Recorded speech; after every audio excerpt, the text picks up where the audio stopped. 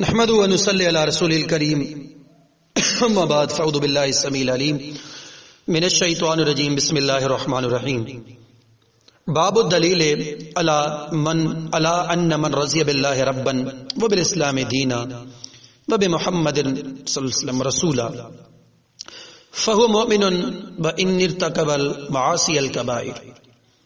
باب اس بارے میں کہ جو شخص اللہ کی الوہیت، اسلام کے دین اور محمد رسول اللہ کے رسول ہونے پر راضی اور مطمئن ہے تو وہ بندہ مومن ہے، اگرچہ وہ کبیرہ گناہوں کا مرتکب کیوں نہ ہو۔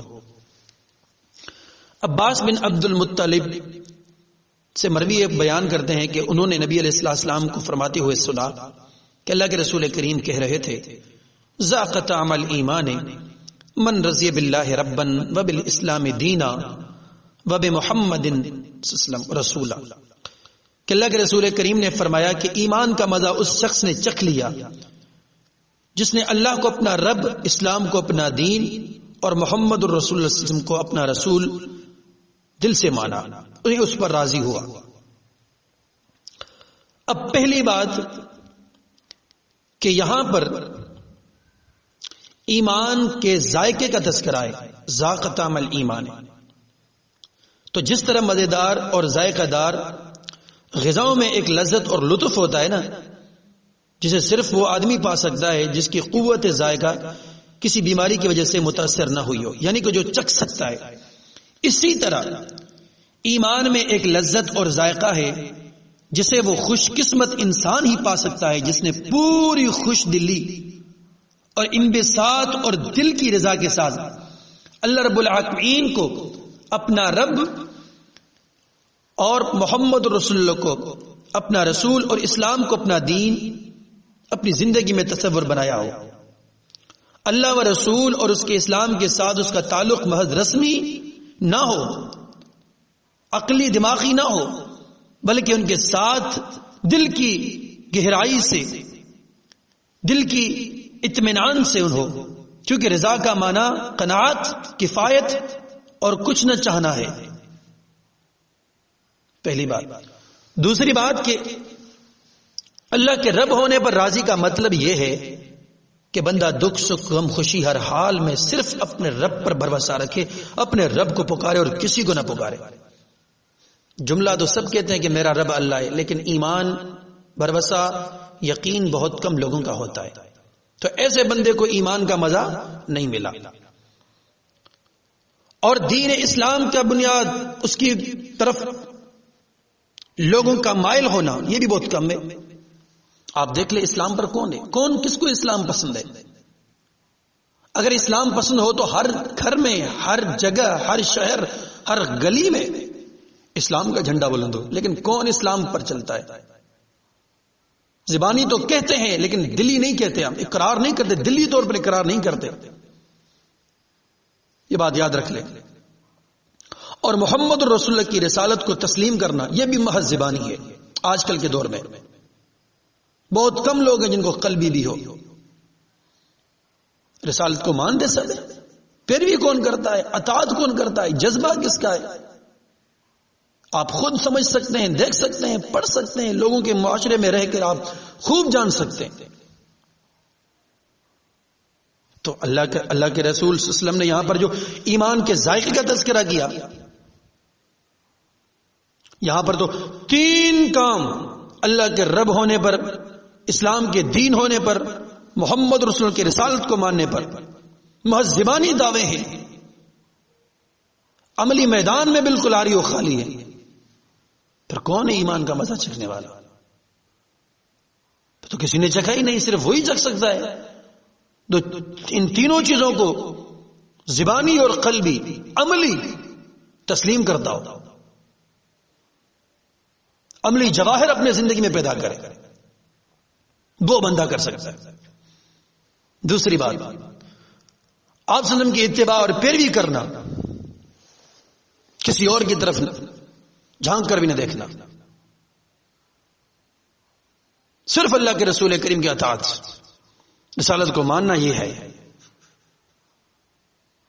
صرف رسالت کو ماننا یہ نہیں کہ آپ زبانی دعویٰ کر لیں، عملی میدان میں آپ آری و خالی ہو، نہیں، اگر آری خالی ہیں آپ تو اس زبان کے دعویٰ کی کوئی اہمیت نہیں. یاد رکھ لینی چاہیے بات. چوتھی نمبر بات کہ امام نووی رحمہ اللہ نے جو یہ باب قائم کیا نا، اس سے صاف ظاہر ہے کہ کتنا بڑا کبیرہ گناہ کرنے والا وہ مومن ایمان والا ہے. یعنی ایسا کبیرہ گناہ کا مرتکب اسلام سے خارج نہیں ہے. یہ بات یاد رکھ لیں. جیسا کہ بعض گروہوں میں کچھ لوگوں کا عقیدہ ہے کہ ایمان والا وہ بندہ نہیں جس نے گناہ کیا، یعنی جو گناہ کرتا ہے اب وہ اسلام سے خارج ہو گیا.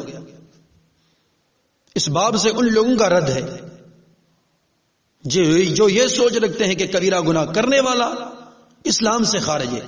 اسلام سے خارج نہیں ہے. امام نووی کے اس باب کو دیکھ لیں، حدیث کو دیکھ لیں. تو امام نووی نے ان لوگوں کا رد کیا ہے جن کا یہ عقیدہ تھا اور ہے کہ گناہ کبیرہ کرنے والا وہ اسلام کے دائرے سے خارج ہے. اسلام کے دائرے سے خارج نہیں ہے. اللہ رب العالمین اس کا حساب کتاب تو لے گا ضرور، لیکن یہ یاد رکھ لینی چاہیے کہ کوئی بندہ اپنی طرف سے نہیں کہہ سکتا کہ وہ اسلام سے خارج ہے. اور اس حدیث میں بہت سارے اور جملے بھی ہمیں ملتے ہیں. اللہ رب العالمین کو اپنا رب، اسلام کو دین اور نبی صلی اللہ علیہ وسلم کو رسول ماننا، یہ ایمان کی لذت ہے. جس طرح کوئی بندہ ذائقہ دار غذاؤں میں سے ایک لذت اور لطف اٹھاتا ہے نا، اور پا کون سکتا ہے اس لذت کو؟ پھل سے، فروٹ سے صرف وہی پا سکتا ہے جس کو احساس و محسوس کر سکتا.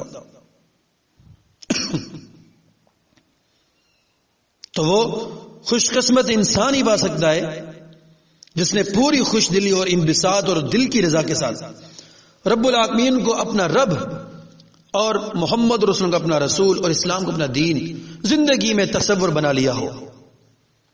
اللہ اور رسول اس کے اسلام کے ساتھ اس کا تعلق محض رسمی نہ ہو، عقلی نہ ہو، بلکہ عملی ہو، بلکہ ان کے ساتھ دل کی گہرائیوں کے ساتھ وہ رضا پر راضی ہو. نمبر دوسری بات، اللہ کی ربوبیت پر راضی ہونا، یہ ہے کہ اس کی قضا، قدرت، سب چیزوں پر وہ راضی ہو. دکھ میں، سکھ میں، غم میں، خوشیوں میں اس کا دل مطمئن ہو، وہ اطمینان کے ساتھ اس کا کامل یقین بھروسہ رب پر ہو. ان تین جملوں نے، اس حدیث کے ان تین جملوں نے بڑی واضح کر دی کہ ذاق طعم الایمان من رضی باللہ ربا وبالاسلام دینا وبمحمد رسول اللہ صلی اللہ علیہ وسلم.